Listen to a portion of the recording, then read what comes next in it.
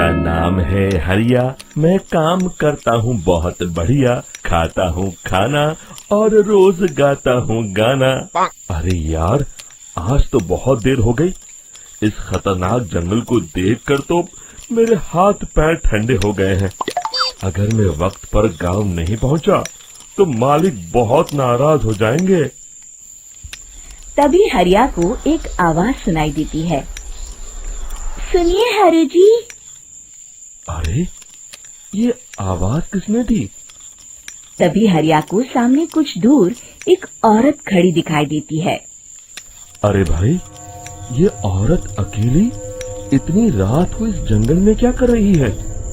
चलकर पूछना पड़ेगा। फिर हरिया अपनी बैलगाड़ी उस औरत के सामने लाकर रोक देता है और उससे पूछता है। अरे सुनिए, आप इतनी रात को इस खतरनाक जंगल में अकेली क्या कर रही हैं? तभी वो औरत मीठी आवाज में कहती है। अरे हरु जी, आप आ गए। मैं कब से आपका इंतजार कर रही थी। वैसे तो यहाँ से काफी लोग गुजर चुके हैं, लेकिन मैं खास आपका इंतजार कर रही थी। अच्छा, तुम सच कह रही हो? मुझे तो यकीन नहीं हो रहा है। वो क्या है ना, आज तक किसी ने मुझसे इतने प्यार से बात नहीं की। हाँ हाँ हरु जी, मैं सच कह रही हूँ। अब देर मत करिए और जल्दी से मुझे मेरे घर तक छोड़ दीजिए। हाँ हाँ, कौन सी बड़ी बात है, अभी छोड़ देता हूँ। आप मेरे पीछे बैलगाड़ी में बैठ जाइए और मुझे रास्ता बताते चलिए।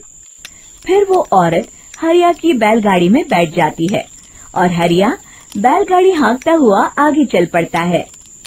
फिर उस औरत के बताए हुए रास्ते पर चलते चलते हरिया बैलगाड़ी लेकर एक काली गुफा के आगे आकर रुक जाता है। हरिया उस औरत से पूछता है। हाँ देवी जी, आपका घर कहाँ है? यहाँ तो एक गुफा के अलावा और कुछ नहीं है।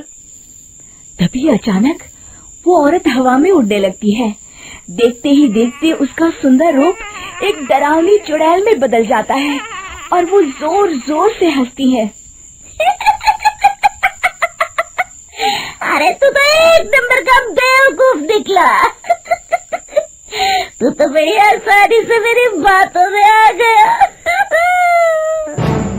अरे मर गया रे, ये तो एक चुड़ैल है।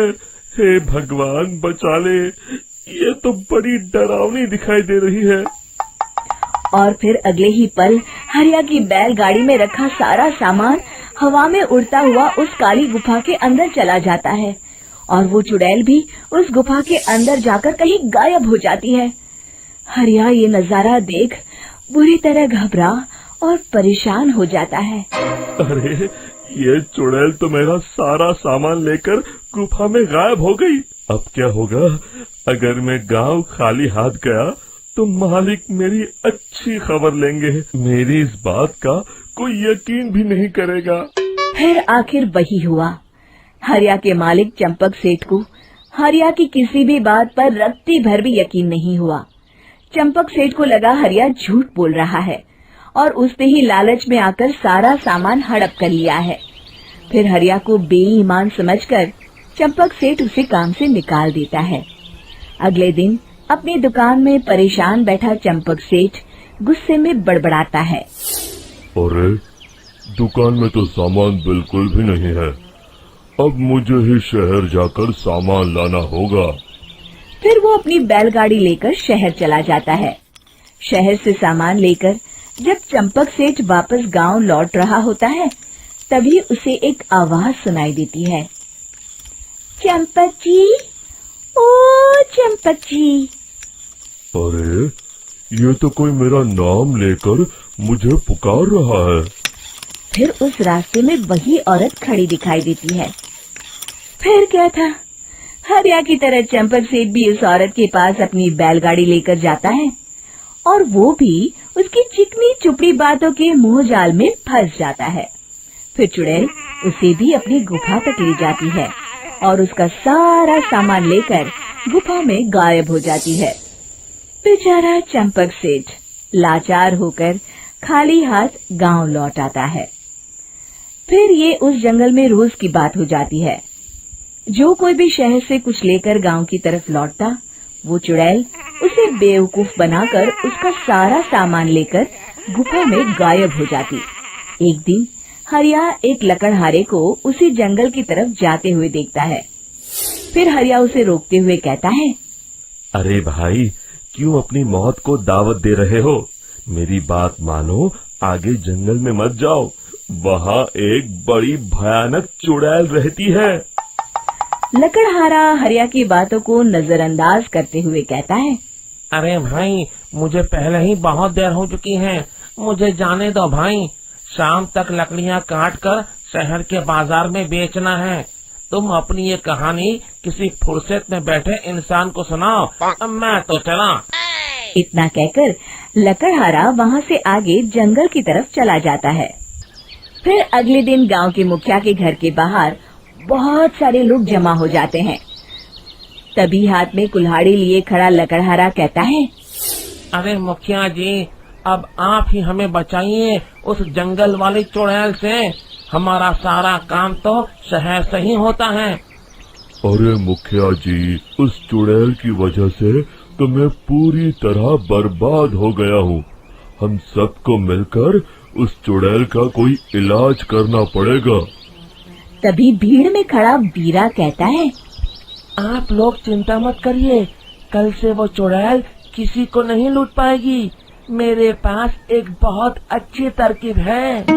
तभी चंपक सेठ उसका मजाक उड़ाते हुए कहता है, अरे तेरा नाम वीरा है तो क्या हुआ?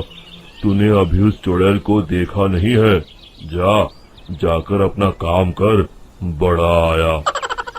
तब मुखिया जी कहते हैं, नहीं नहीं चंपक सेठ, मुझे लगता है हमें इस लड़के को एक मौका देना चाहिए।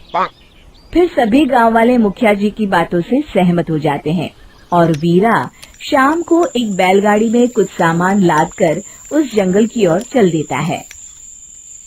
वीरा, ओ वीरा, कहाँ जा रहा है?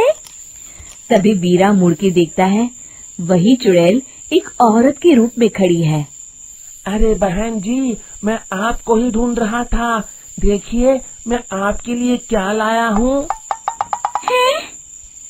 अरे वाह, तो खुद मेरे लिए इतना सामान लाया है। तू ही अकेला गांव में समझदार है। जरा देखो, मैं भी खोल के, बड़े भूख लगी है। जैसे ही चुड़ैल उस सामान पर से कपड़ा हटाती है, एक भगवान शिव की तेज रोशनी उसके अंदर मूर्ति से निकलती है और चुड़ैल अपने असली रूप में आकर जलने लगती है। अरे मैं जल रही हूँ, बचाओ! बचाओ! ओम नमः शिवाय, मर गई मैं! देखते ही देखते वो चुड़ैल राख के साथ उड़